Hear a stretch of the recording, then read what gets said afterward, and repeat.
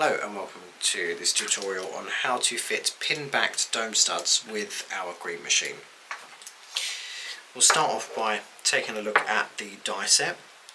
So this is going to be your top die. This is going to hold that dome in place.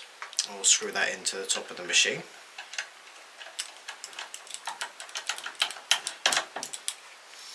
This is your base die. It's spring loaded on the bottom. This is going to hold your backing pin. That just slots into the bottom of your machine. We'll take the backing pin. It's going to look like this. These are self-piercing, so you don't need to make a hole. We'll put this into the base die with it pointing upwards. Then we can take the dome, which looks like that, and on the back you can see there is a hole there for that backing pin to go into.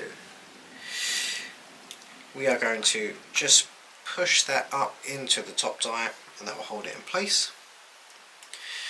Now I'm going to take some faux leather, place it in between the two dies and compress.